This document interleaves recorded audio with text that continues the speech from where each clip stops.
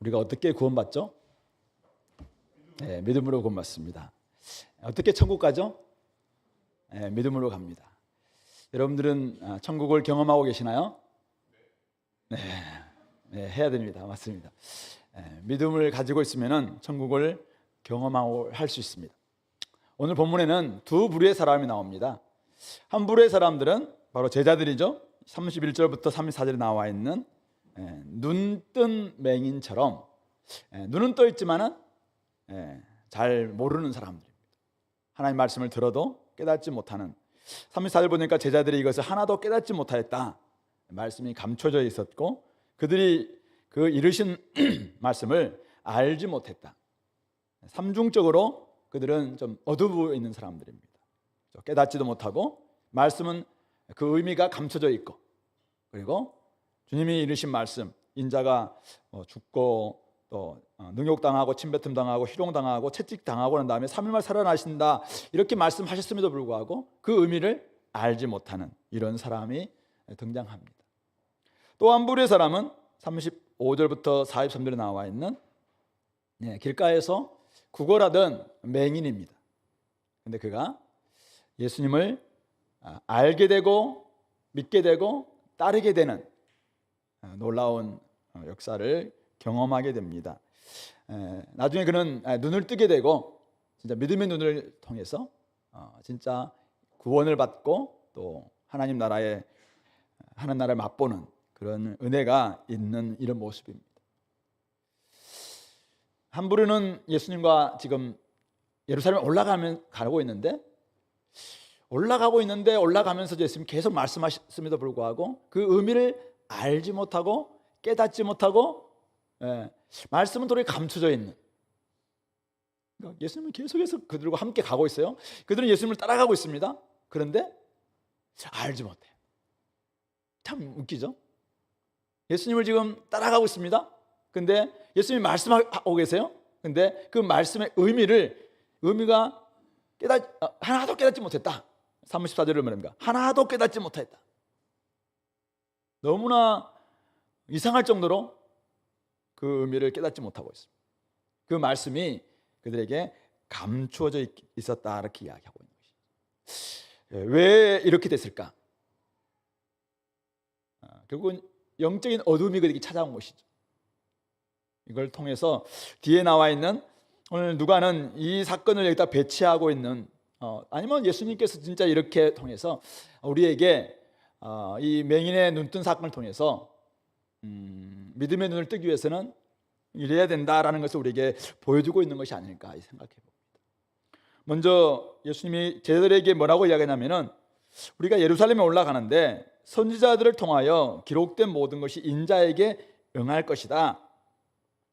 인자가 이방인들에게 넘겨져 희롱을 당하고 능욕을 당하고 침뱉음을 당하겠고 그들은 채찍질하고 인자를 죽일 것이나 그는 3일 만에 살아날 것이다, 이렇게 이야기합니다. 선지자들이 예언했던 이 인자의 고난과 부활 사건을 주님께서 그대로 말씀하십니다. 부활이 있겠지만은 이 부활은 반드시 인자가 이방인에게 넘겨져서 죽임을 당하는 일이 벌어지고 난 다음에 일어날 것이다. 이 일은 하나님 나라가 성취되고 완성되는 데 있어서 반드시 일어나야 될 사건이다. 예수님이 땅에 오신 목적이 뭡니까? 그것을 위해서 예수님은 반드시 십자가에서 죽으셔야 되고 부활하셔야 된다. 그러므로 예수님이 지금 예루살렘에 올라가야 될 최종적인 목적, 마지막 미션, 그것은 십자가에 죽기 위함입니다. 십자가에 죽고 부활하기 위함이죠. 이 일 때문에 성육신하셨고, 이 일 때문에 지금까지 사셨고, 이 일 때문에 지금 예루살렘에 올라가고 계십니다. 이것이 예수님의 제일 사명입니다. 제일 사명. 그래야 온 세상을 구속하시려는 하나님의 큰 계획이 이루어질 수 있고, 이 땅에 진짜 하나님 나라의 통치, 하나님의 통치도 가능하다라는 것을 이야기하고 있는 것이죠. 그런데 예수님은 이렇게 말씀하셨건만 제자들은 깨닫지도 못하고 그 의미도 감춰져 있고 또 그 예수님 말씀하신 바도 하나도 알지 못했다, 그렇게 지금 표현하고 있는 것입니다. 선지자들이 예언서에서 이야기하고 있는 바들, 이들은 한 번도 이런 말씀 안 봤을까요? 특히 이사야서에서 뭐 우리 42장부터 고난받는 종 이야기가 쭉 나아가는데 특별히 53장 어떻게 이야기합니까? 53장 보면은 5절부터 7절까지 해서 이렇게 이야기합니다. 그의 찔림은 우리의 허물 때문이요 그의 상함은 우리의 죄악 때문이라. 그가 징계를 받음으로 우리는 평화를 누리고 그가 채찍에 맞음으로 우리는 나음을 받았도다. 그러면서 이 고난받는 종은 털 깎는 자 앞에 잠잠한 양같이 그 입을 열지 않았다라고 그렇게 예언했거든요. 그런데도 그런 예언을 계속 들었음에도 불구하고 지금 인자가 고난받는다? 인자가 죽는다? 이것을 지금 깨닫지 못하고 있다는 것입니다. 특별히 지금 예수님이 제자를 데리고 예루살렘으로 올라가는 길 바로 그 전 우리 9장 22절 또 9장 43절 45절에서 우리 가이사라 빌립보에서 예수님이 야 세상 사람들은 나를 누구라고 하느냐 또 너희들은 나를 누구라고 이야기하느냐라는 이야기를 하시면서 바로 우리 베드로가 주는 그리스도시요 살아계신 하나님의 아들이십니다라고 이야기할 때 야 네가 참 잘 이해했다 하시면서 인자가 고난받고 죽는다는 이야기를 두 번씩이나 이야기했어요. 그리고 17장 25절에서도 하나님 나라는 이미 너희들 가운데 있지만은 마지막 인자의 날은 아직 임하지 않았다. 즉 이미 임한 하나님 나라와 아직 임하지 않은 이 하나님 나라 사이에 반드시 있어야 할 한 사건이 있는데 그것은 바로 인자가 고난받고 죽는 사건이다라는 것을 우리 17장 25절에서도 또 이야기를 했었습니다. 세 번씩이나 이야기를 했었어요. 근데도 불구하고 이들은 아직도 뭔 말인지 모른다. 깨닫지 못하고 있다는 거죠. 왜 이러냐 왜 이 말씀이 그들 가운데는 감춰져 있는가 이게죠. 진짜 하나님이 이들에게 막 깨닫지 못하도록 다 감춰놨을까요? 이들이 지금 다른 생각 가지고 있다 이 말입니다. 이들이 아무리 이야기해도 그들은 상상이 달라요. 생각이 달라. 다른 지금 마음을 가지고 예수님을 따라가고 있는 것이죠. 그러니까 이게 의미가 와닿지 않는 것입니다. 말씀을 하는데 말씀을 지금 귀로는 듣는데 안 들리는 거죠. 마음에 안 와요. 깨달음이 없는 거죠. 그러니까 깨닫지도 못하고 알지도 못하고 감춰졌다. 이 삼중적인 어두움을 그렇게 표현하고 있는 것입니다.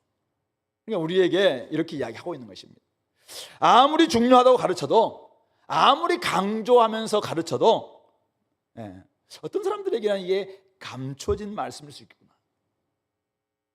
수없이 교회를 다니면서 지금 인자의 죽으심과 부활에 대한 이야기를 우리가 이야기했고 그렇게 해야지 또 하나님 나라가 임한다. 인자의 고난은 반드시 있다. 바울이 우리 갈라디아 교인들에게 이야기했던 것처럼 하나님 나라에 들어가려면 많은 환난을 받아야 된다라는 이야기를 하는데도 불구하고 우리 마음속에는 예수 믿으면 복 받는다 이 마음이 워낙 강하다 보니까 아니 저 사람 고난받고 있는 것은 믿음이 없기 때문이 아니냐, 저 사람이 지금 고난받고 있는 것은 그가 지금 무슨 죄가 있겠지, 이렇게 말썽 피우는 자꾸 우리 누가 있는 것 보니까 저 사람한테 지금 뭐가 있겠지 이렇게 생각한다는 거죠. 근데 지금 성경은 어디서 그렇게 이야기하고 있느냐, 자꾸 상상이 다르고 자기가 나름의 관점이 다르고 자기의 생각을 안 바꾸니까 아무래도 말씀을 막 해도 안 된다는 것입니다. 오늘 여러분들 인자의 죽음과 부활이 없으면 하나님 나라도 없습니다.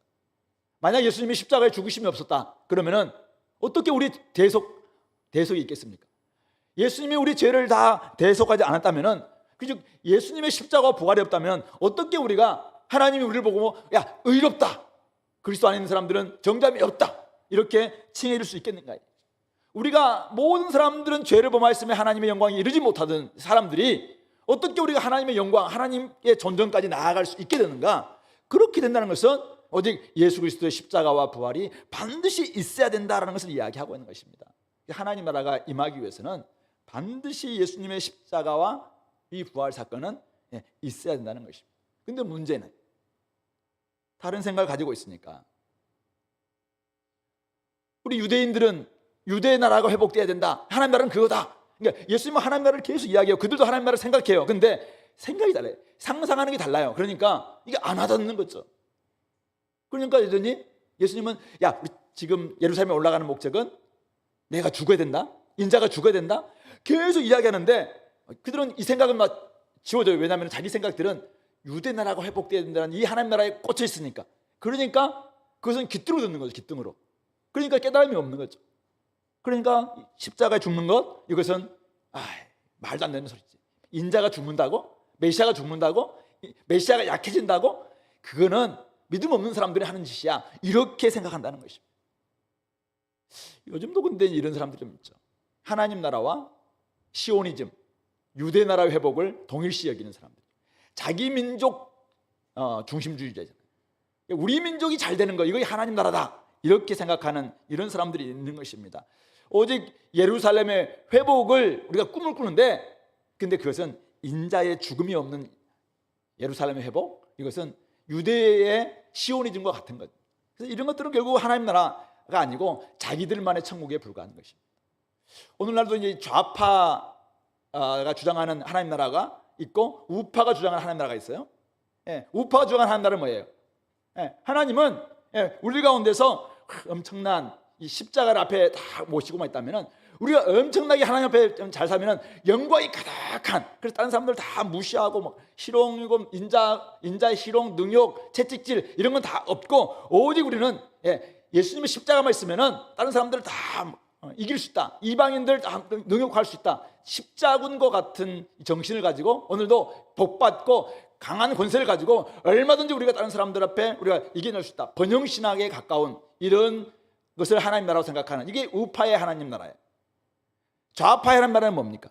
좌파들은 그냥 우리가 지금 누군가에 의해서 희생당하고 있는데, 저놈은 저기 부자들, 소위 말해서 부르조아들, 저들을 어쨌든 타도해야 된다.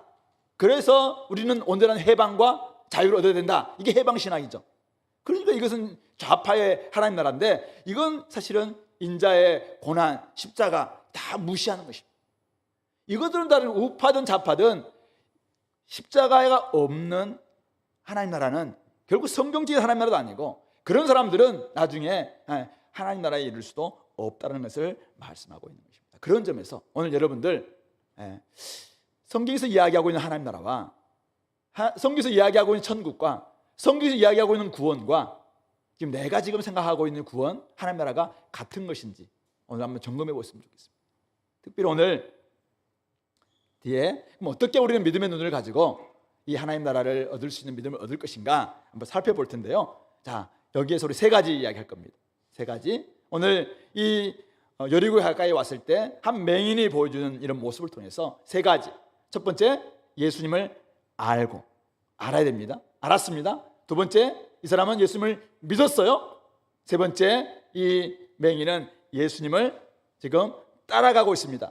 그런 점에서 앞에 나와 있는 제자들과는 굉장히 좀 다릅니다. 예수님을 따라가고 있으면서 이들은 예수님을 지금 안다고 했지만은 자기 생각을 지금 바꾸지 않고 나아가고 있는 이런 모습입니다.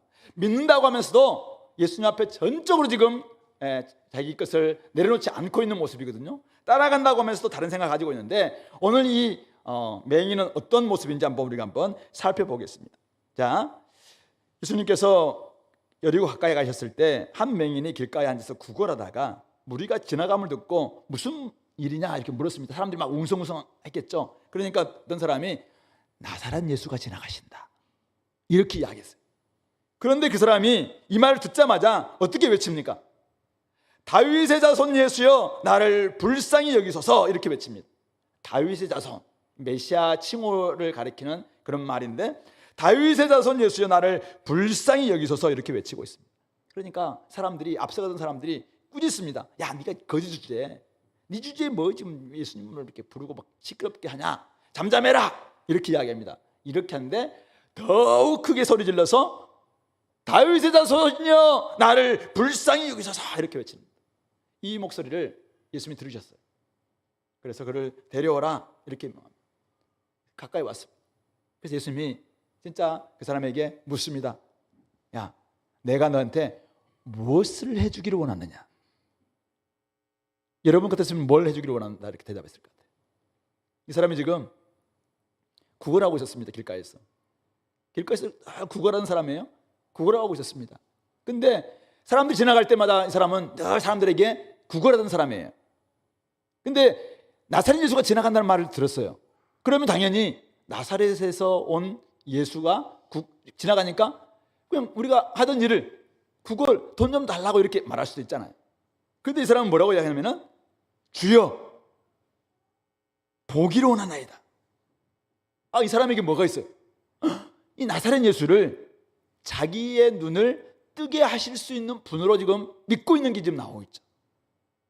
그래서 우리 보기를 원하나이다 라고 이야기합니다. 이때 예수님이 야 보라 네 믿음이 너를 구원하였느니라 이렇게 말하셨고, 그 결과 곧 보게 되었고 하나님께 영광을 돌리면서 예수님을 따라갑니다. 이 사건으로 인해서 백성들이 다 하나님을 찬양했다 이렇게 이야기를 하고 있습니다. 첫 번째, 이 사람이 예수님을 어떻게 알고 있습니까? 나사렛 예수를 다윗의 자손으로 알고 있었습니다. 예수님을, 나사렛 예수를 그가 그동안 소식을 많이 들었을 거라고 생각해요.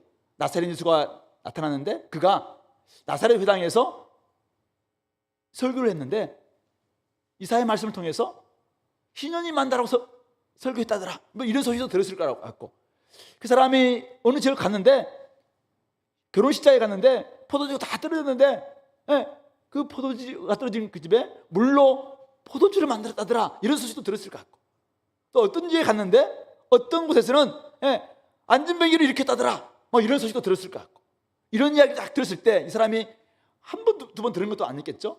들으면서 수많은 사람들의 이야기를 들으면서 이 사람은 다윗의 자손으로 오신 메시아구나, 이것을 알게 된 것입니다. 그래서 그는 자기의 알에 따라서 예수님을 나사렛 예수가 지나간다고 하시니까 다윗의 자손이야 이렇게 부르고 있습니다. 이게 예수님을 아는 모습이죠. 그런데 두 번째, 이 사람은 이 알미 믿음으로 지금 나아가고 있는데요, 예수님을 믿는다는 것이 무엇입니까? 여러분, 예수님을 다윗의 자손으로 구세주로 메시아로 믿는다는 것은 무슨 말이에요? 이 말은 내가 지금 문제가 많아요. 내가 지금 앞을 못 봐요. 내가 지금 가난해요. 내가 지금 아파요. 근데 앞에 지나간 사람이, 이 사람이 내 문제를, 내 앞을 보지 못하는 문제, 내 아픔의 문제, 나의 이 가난의 문제를 해결해 줄 수 있다라고 진짜 생각한다면 그분을 향해서 그걸 요청하는 것, 이게 바로 믿음이죠. 그러니까 결국은 오늘 이 사람이 어떻게 믿음을 발휘하고 하고 있냐면은 나사렛 예수가 지나간다 이 말 듣고는 이분이 나의 이 불쌍함, 자기는 지금 얼마나 불쌍합니까? 앞도 못 보죠. 거지죠. 그리고 길가에서 늘 길가 인생이죠. 또 가만히 보니까 자기 속에는 막 엄청난 이 가련함이 막 있거든요. 그러니까 나사렛 예수가 지나간다는 말 듣고 나사렛 예수여, 다윗의 자손이여 나를 불쌍히 여기소서라고 이렇게 두 번씩이나 외치고, 여기에 지금 그의 믿음이 들어있는 것이죠. 앞에 있는 이분이 진짜 나의 문제를 해결해 줄 수 있는 분이다라는 것을 그가 지금 믿고 말하고 있는 것입니다. 어떤 사람들은 우리 불교 같은 데는 있잖아요, 범신론을 믿는, 범신론에서의 구원자는 어떻습니까? 누가 구원자입니까? 부처가 구원자잖아요. 근데 부처는 사람이잖아요. 그러니까 사람은 사람을 잘 알아요. 너무 잘 알죠. 그래서 인간의 모습이 생로병사 애오욕 7종으로 이루어져 있는, 인간은 고해다, 인간이 얼마나 아픔을 가지고 있고 힘듦을 가지고 있다는 것을 누구든 잘 알죠. 근데 인간이다 보니까 이 구원할 수 있는 능력은 없는 거죠. 그래서 우리가 니를 버려봐라 뭐 깨닫게 되면 뭔가 좀 일어나지 않겠냐 이렇게 이야기, 깨달음을 주긴 하지만은 사실은 언제나 구원할 수 있는 것은 아닌 것이죠. 어떤 종교는 엄청난 구원할 수 있는 능력이 있어요. 진짜 그분은 막 온 세상을 다 막 통치할 수 있는 능력이 있어요. 자기 이슬람 종교 같은 데는 진짜 무서운 막 권수도 엄청 큰 이 능력자예요. 근데 이분은 너무 멀리 있어. 너무 멀리 있어서 우리한테는 관심이 없어. 우리 그 과학에서 옛날에 17세, 18세기 이신론이라고 있잖아요. 이신론. 그러니까 이 땅을 온전히 하나님이 창조해 주셨습니다. 그리고 이 땅에 자연 법칙을 다 주었어요. 시계의 태엽을 감듯이 해놓고 나머지 자연이 계속 돌아가도록 만들어 놓고, 이 신은 이 땅에는 관심이 없다고 생각하는, 이게 이신론이라고 이야기하는데요. 그런 하나님처럼 하나님은 원래 능력자이긴 한데 이 땅에는 관심이 없는, 그러니까 구원해 줄 수도 없는 이런 신도 있죠. 근데 우리 기독교 신은 뭡니까? 기독교 신은 하나님이신 그분께서, 하나님의 아들이신 그분께서, 능력자이신 그분께서 우리 인간의 문제를 아시고 이때 오셨다는 거잖아요. 그래서 우리의 문제를 잘 알고 나의 불쌍함을 잘 아실 뿐만 아니라 나를 구원하실 수도 있다. 이 두 가지죠. 그래서 우리의 문제를 해결할 수가 있는 것이죠. 오늘 이 맹인은 그런 믿음이 있었다는 것이죠. 그래서 자기가 나를 불쌍히 여기소서라고 이야기했고, 또 예수님이 그를 불렀을 때, 야, 네가 뭘 원하느냐 이렇게 이야기할 때, 다른 사람 같았으면 진짜 뭐 훌륭한 사람이 옆에 지나갔다 그러면 이 맹인이 저한테 저를 눈 좀 뜨게 해주세요 이렇게 했겠습니까? 훌륭한 사람 지나가면은 자선을 좀 베풀어 주십시오 이렇게 이야기했겠죠. 이 땅에서 많이 배운 사람이 지나가는데 그 사람이 자기의 눈을 뜨게 해줄 수 있다라고 믿겠습니까? 그러면 그런 사람들에게 당신 많이 배우셨는데 그래도 그 배운 지식 가지고 나한테 좀 많이 좀 적선 좀 해주십시오 이렇게 이야기했겠죠. 근데 이 사람은 지금 예수님은 어떤 분이라 아는 거예요. 야, 이분이 진짜 하나님의 아들 메시아, 우리를 구원하실 수 있는, 나의 눈을 뜰 수 있는, 뜨게 만들 수 있는 메시아 오게 되면은 맹인의 눈을 뜨고 젊은 바리가 이제 걷게 되고, 가난한 사람들에게 복음이 선포된다라고 하셨던 그 놀라운 일이 진짜 이루어졌다라고 생각하니까 그 믿음 가지고 제가 보기를 원합니다 이렇게 이야기하는 거죠. 믿음을 발휘하고 있는 것이죠. 세 번째로 예수님이 야, 너의 믿음이 너를 구원했다 딱 이렇게 이야기하니까 눈을 딱 뜨게 됩니다. 그 다음에 어떻게 됩니까? 보게 되었습니다. 보게 되었어요. 예수님을 보게 됐습니다. 자기의 처지를 보게 됐습니다. 사람들을 보게 됐습니다. 이제는 좋은 길목도 보게 됐습니다. 이랬을 때 뭐 하고 싶은 여러분 같았으면 이 사람이 원래 하던 일이 뭐예요? 거지였어요. 그럼 눈을 떴어요. 옛날에는 예수님 만나기 전에는 눈 뜬 거지였어요. 눈 감은 거지였어요. 못 보는 거지였어요. 그러니까 막 지나간 사람들 보고 한 번 줍쇼 이렇게 했어요. 근데 주님께서 만나주면서 야, 네가 믿음을 구원했다라고 눈을 번쩍 떴어요. 할 수 있는 게 뭐예요? 훨씬 더 많은 사람들에게 돈 많은 사람들에게 찾아가서 한 푼 줍쇼 이렇게 할 수 있겠죠. 아니면 목 좋은 곳에 가서 딱 자리 잡고 한 푼 줍쇼 이렇게 할 수 있잖아요. 근데 오늘 이 사람이 어떻게 하고 있습니까? 곧 보게 되어 예수를 따랐다라고 이야기하고 있습니다. 하나님의 영광을 돌려드리면서 예수를 따랐다라고 이야기하고 있습니다. 맹인의 신분에서, 맹인의 형편에서 벗어났지만은 지금 거지의 신분에서 벗어난 건 아니었어요. 근데 이 사람이 지금 거지의 신분을 벗어 던진 것입니다. 그리고는 예수님을 따라갔다라고 이야기하고 있습니다. 그 결과 모든 사람들이 이를 보고 하나님을 찬양했다라고 이야기하고 있습니다. 사람들이 이걸 보면서 저게 인생이지 이렇게 본 겁니다. 저게 사는 것이지 이렇게 본 것입니다. 예수님을 따라간다는 건 뭐냐면은 사람들로 하여금 하나님께 영광을 올려드리면서 야, 저게 삶이지 바로 이것입니다. 이 사람이 원래 거지 인생이었습니다. 원래 길가 인생이었습니다. 원래 앞을 보지 못했던, 소유도 없었던, 아무것도 몰랐어. 그래서 늘 자기를 어쩌면 저주하기도 하고 그냥 원망하고 불평하고 이런 사람이었을 수 있습니다. 근데 그가 눈을 번쩍 뜨게 되니까 알게 됩니다. 야, 저분이야말로 진짜 내가 나의 삶을 의탁합니다 하면서 그분을 따라갑니다. 그러니까 사람들이 야, 저분은 이제는 예수를 만나고 진짜 바뀌었네 그렇게 하면서 하나님을 찬양하고 있는 것이죠. 저는 이것이 믿음이 구원을 얻는다고 이야기할 때 우리에게 드러나고 있는 삶의 증거라고 생각합니다. 죽음에서 생명으로 옮겨졌을 때 사람들은 생명을 경험합니다. 우리 주님은 이 땅에 오시면서 목자가 온 것은 양에게 생명을 주고 더 풍성히 주기 위해서 오셨다라고 요한복음 10장 10절에서 이야기했어요. 그래서 죽음에서 생명으로 옮겨졌습니다. 그러니까 이 사람이 진짜 하나님의 영생을 여기서 경험하는 겁니다. 천국을 맛보기 시작하는 겁니다. 그러니까 사람들이 어떻게 합니까? 야, 저 사람이 드디어 인생을 찾았네. 저 사람이 진짜 인생 제대로 살고 있네. 이렇게 찬양하게 되는 것입니다. 옛날에 맨날 자기 인생 저주하고 힘들어하고 자기 하루하루를 살아가면서 막 아둥바둥 살아가면서 입에는 정말 불평과 원망을 달고 살았던 사람이 있었어요. 근데 예수님을 딱 만났습니다. 만에서 입에서 막 하나님께 찬양이 나옵니다. 영광이 나옵니다. 아니, 저 사람이 저렇게 바뀌었다고? 그러니까 사람들이 박수를 칩니다. 저게 사는 것이지, 저게 인생이지, 이렇게 지금 보이는 것입니다. 옛날에 자기밖에 모르던 사람이 있습니다. 맨날 또 얻으려고 다 취하려고 했던 사람이 있었습니다. 그런데 예수님 딱 만나고부터 눈이 번쩍 뜨이니까 이제는 자기가 취하려던 삶을 내려놓습니다. 그리고는 베풀기 시작합니다. 주님을 따라갑니다. 주님을 하나님께 영광을 올려드립니다. 그런 사람들은 어떻게 합니까? 저게 바로 인생이지 하면서 하나님을 찬양하게 되는 것입니다. 저는 이게 오늘 믿음의 눈을 뜬 사람의 진짜 3단계 모습이 아닐까 생각합니다. 길가 인생이었습니다. 가진 것 하나 없는 인생이었습니다. 자랑할 것이 하나도 없던 인생이었습니다. 그런데 그가 예수님을 알고 예수님을 믿고 예수님을 따라가는 이 믿음의 3단계를 다 거치니까 자기가 누구인지를 발견합니다. 맞아, 내가 하나님의 자녀지. 하나님께 영광을 올려드리고 영원토록 하나님을 즐거워할 사람이지.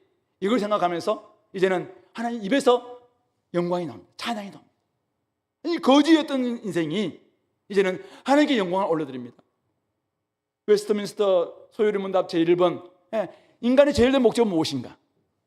하나님께 영광을 올려드리고 영원토록 그를 즐거워하는 것이다. 어떻게 가능합니까? 어떻게 가능합니까? 바로 이런 인생이 될 때 가능한 것이죠.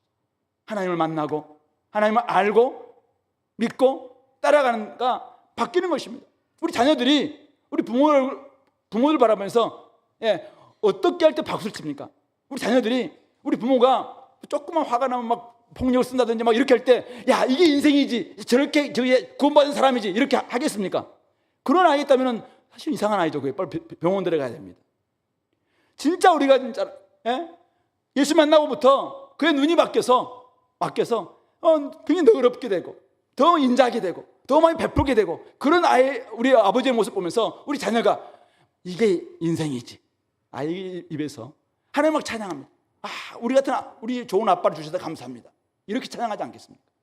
집에 우리 자녀들, 우리 남편과 아내 한번 생각해 보세요. 우리 남편이 하나님을 만나고부터 우리 아내가 하나님을 만나고부터 내 인생이 바뀌었다. 이게 인생이지. 이렇게 사는 것이지. 이게 행복이지. 이런 고백이 나와야 된다. 나와야 된다. 이게 바로 오늘 구원받은 모습이라고 이야기하고 있습니다. 말썽꾸러기, 꾸짖음의 대상, 걱정거리 이런 사람이었어요. 다 우리는 그런 삶을 살아왔어요. 근데 예수를 만나고부터 예수님을 알게 됐어요. 우리 구세주다.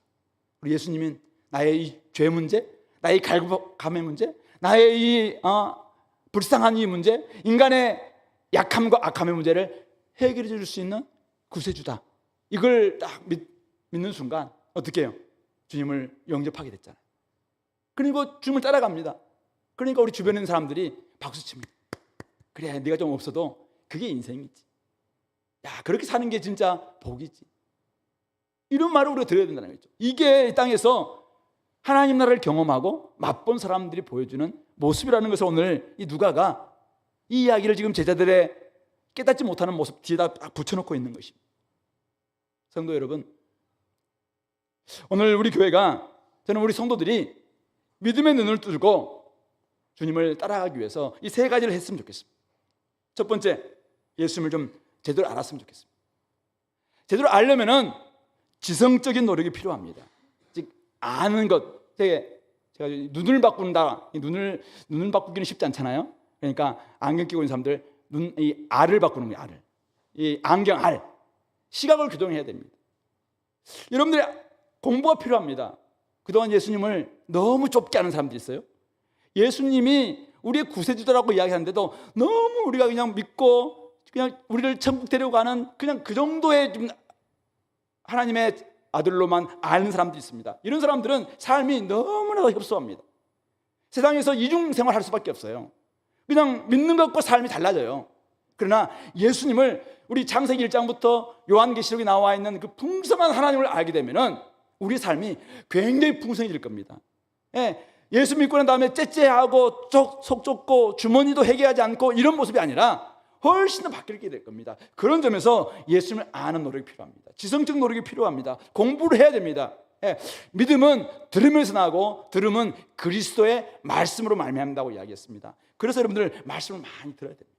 말씀을 많이 듣기 바랍니다. 여러분 우리 교회 공부하기 좋아하시는 분들 많죠. 좋습니다.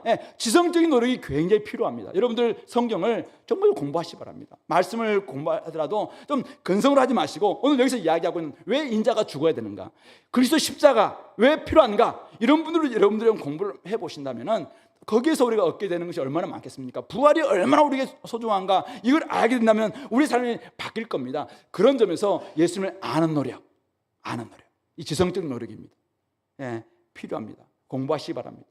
예, 많이 듣기 바랍니다. 정리하시기 바랍니다. 그런데 들을 때 왜 제자들이 그렇게 3년 동안 들었음에도 불구하고 안 됐습니까? 왜 깨닫지 못했나요? 자기의 생각을 계속 유지하고 있기 때문에. 자기의 전제를 좀 내려놔야 됩니다. 성령께서 임하시면은 성령께서 말씀으로 우리를 가르칠 때 우리의 마음에 있는 마음과 생각의 뜻, 이것을 판단하신다고 이야기했어요. 그래서 우리 마음속에 있는 잘못된 생각들, 이전의 전제들, 잘못된 편견들, 이런 것들 좀 내려놓고 말씀을 보시기 바랍니다. 그러면은 말씀이 훨씬 더 여러분들 삶을 바꾸게 될 것입니다. 하나님 나라가 어떤 나라인지 여러분들을 새롭게 배우게 될 것입니다. 그런 점에서 지성적인 노력, 이 알의 노력이 필요하다. 즉, 이 알 바꾸기가 필요하다. 두 번째는 감성적 노력이라고 생각하는데요. 이 믿음이라는 것은 오늘 이 사람이 어떻게 했습니까? 예, 지금 부르짖음이 달라요. 다윗의 자손 예수여, 이 정도 부르지 않습니다. 예, 다윗의 자손 예수여, 나를 불쌍히 여기소서. 윽박 지릅니다. 하지 말라고 이야기합니다. 더 크게 소리 지릅니다. 그의 믿음이 있으니까, 이 믿음이 있으니까 앞에 장애물이 있어요. 지금 여러 가지 환란이 있습니다. 고난이 있습니다. 근데 그것을 고난이 있으니까 그냥 모르겠다 포기하는 게 아니에요. 더욱 크게 소리 지르면서 나아갑니다. 저는 이 감성적인 노력이 필요하다고 생각합니다. 즉 말을 바꾸는 겁니다.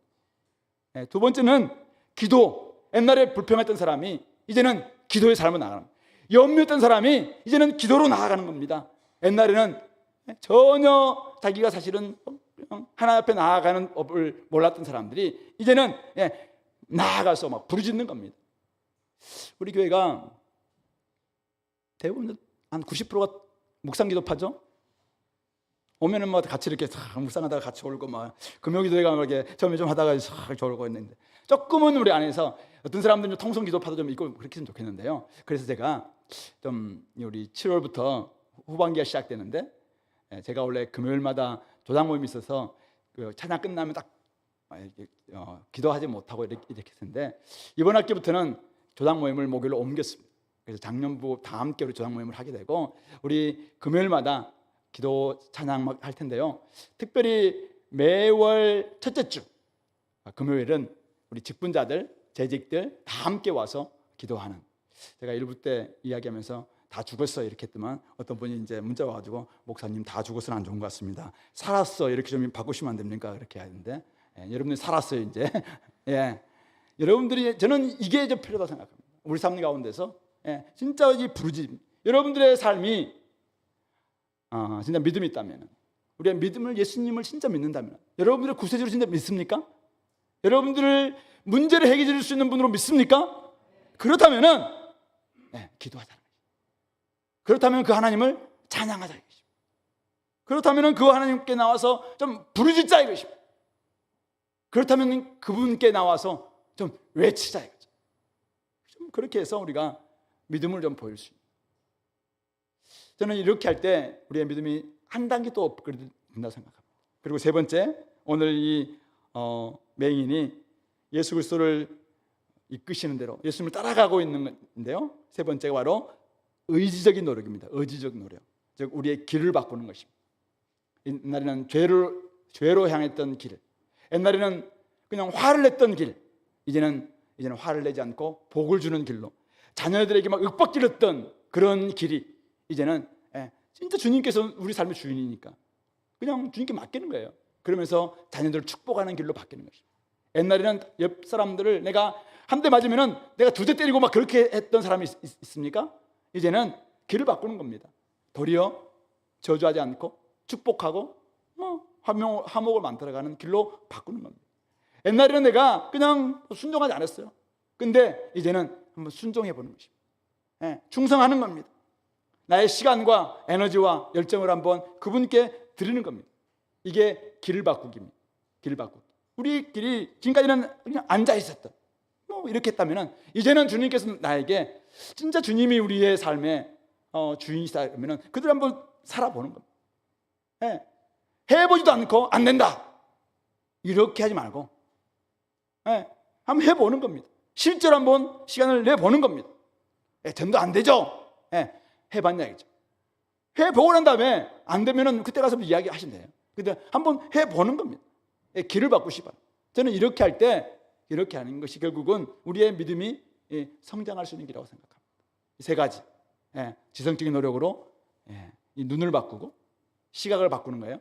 반드시 그 필요합니다. 자기의 전제, 자기의 생각, 자기의 판단했던 것, 이 선입견들 내려놓고 성령께서 뭐라고 하시는지 들으면서 많은 것을 좀 공부하고 듣고 좀 정리도 해보고 이게 필요합니다. 그렇게 할 때 우리가 굉장히 풍성해질 겁니다. 그리고 그거 안 하고 있다면 이제는 말을 바꾸십시오. 기도로 하고 찬양하고 이제는 감사하고 이런 삶으로 좀 나아갔으면 좋겠고, 세 번째, 길을 바꾸면서 진짜 한번 우리가 다른 사람들을 주님께서 가시는 그 길로 따라갈 수 있었으면 좋겠습니다. 하나님 나라는 먹는 것과 마시는 것이 아니라 성령 안에서 바로 의와 평강과 희락이라고 말씀하고 있습니다. 여러분들은 이 삶에 온전히 들어오기를 간절히 소망하십니까? 그렇다면 오늘 제자들, 지금은 주님을 잘 따라가지 못했고 알지 못했고 깨닫지 못하고 그냥 이게 하나도 깨닫지 못했던 그런 삶이었지만 나중에 성령 받고 난 다음에 이들의 삶도 바뀌었던 걸 우리가 알고 있습니다. 오늘 아침에 큐티 하신 분이 계시다면 매일 성경으로 우리 바울 사도가 예루살렘으로 올라가는 그 길에서 성령님께서 계속 이야기하죠. 가면은 환난도 있고 고난도 있다, 결박이 있을 것이다, 그렇게 이야기를 합니다. 옛날 같았으면은 뭐 그가 또 옆에서 누구도 이야기하고 제자도 이야기하고 또 성령님께서도 그런 자꾸 이야기하면은 이게 주님의 뜻이 뭐이다라고 가지 않겠죠. 그러나 주님께서 자기에게 맡기시는 그 일이 있었기 때문에 그는 그 어려움에도 불구하고 끝까지 주님을 따라가는 그 길로 나아가는, 주님의 뜻을 온전히 따라 나아가는, 성령님께서는 사실을 우리에게 알려줄 겁니다. 그럴 때 우리가 또 온전히 주님을 의지하면서 나아가는 이런 모습들을 바울이 보여주고 있는데요. 오늘도 여러분들이 그렇게 함으로 우리의 공동체 가운데서 믿음을 좀 살아냈으면 좋겠고, 또 천국에 들어와 있는 하나님 나라에 들어온 백성답게 그렇게 살아가는 우리 공동체가 되기를 소망합니다. 같이 한번 말씀을 생각하시면서, 하나님 아버지, 제가 하나님을, 주님을 제대로 알고 믿고 따라가는 그런 은혜가 있게 해 주시옵소서. 그래서 믿음의 눈을 열고 천국을 여기서도 맛볼 수 있도록 주여 축복하여 주시옵소서. 같이 한번 기도하겠습니다. 하나님 아버지,